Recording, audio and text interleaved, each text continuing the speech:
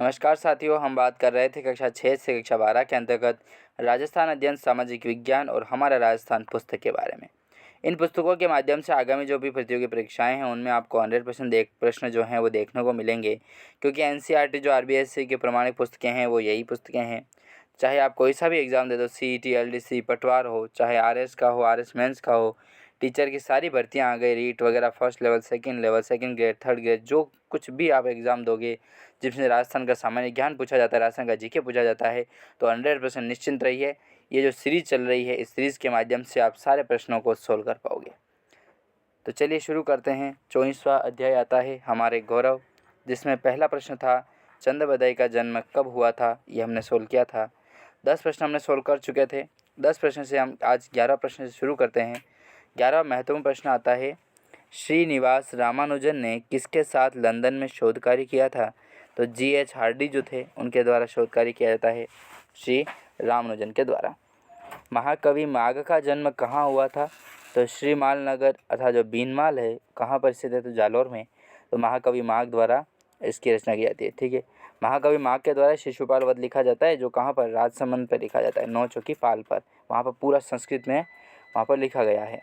कभी आप जाए तो ज़रूर देखिएगा उसको। फिर प्रश्न आता है कि महाकवि माघ की प्रसिद्ध रचना कौन सी है। तो वो हो जाएगी शिशुपाल वधम। ठीक है, संस्कृत में लिखा हुआ शिशुपाल वधम, शिशुपाल वध है हिसाब से। तो फिर आता है महाकवि माघ के पिता का क्या नाम था। तो दत्तक जो है वो महाकवि माघ के पिताजी का नाम था।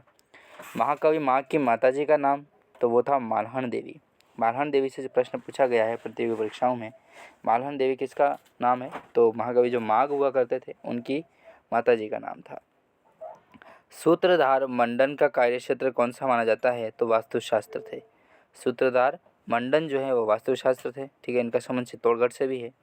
कुंभलगढ़ दुर्ग का निर्माण, चित्तौड़ से नहीं, इनका कुंभलगढ़ से संबंध है। कुंभलगढ़ दुर्ग का निर्माण किसके निर्देशन में हुआ था। तो मंडन के निर्देशन में होता था।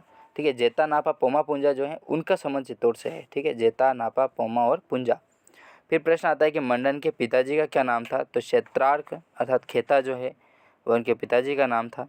ठीक है, मंडन के पिताजी का नाम। और महाकवि माघ के पिताजी का क्या नाम था। तो उनका नाम था दत्तक, दत्तक। ठीक है, दत्तक। महर्षि पाराशर की रचना कौन सी है। तो कृषि पाराशर जो है वो महर्षि पाराशर की रचना हो जाएगी। देखिए, कवि का संबंध जो है वो उनकी रचनाओं के आधार पर ही रखा जाता है। रचनाओं का जो नाम है वो कवि के आधार पर, चाहे उसको घुमा फिरा के उनको किस तरीके में प्रस्तुत करे वो बात अलग है, बाकी उनका जो नाम है उनसे ही पता किया जा सकता है कि रचना किसकी है। जैसे कृषि पाराशर जो रचना है वो महर्षि जो पाराशर थे उनकी ही रचना हो जाएगी। ठीक है, महाकवि माघ का जन्म कहाँ हुआ था। तो ये होता है श्रीमान नगर में होता है। फिर अंतिम महत्वपूर्ण प्रश्न आता है कि महर्षि पाराशर का जन्म कहाँ हुआ था। तो पुष्कर में होता है। और पुष्कर कहाँ स्थित है, अजमेर में। तो इस तरीके से हमने 20 महत्वपूर्ण प्रश्नों के बारे में बात की थी। चलिए मिलते हैं नेक्स्ट वीडियो में, तब तक के लिए जय हिंद।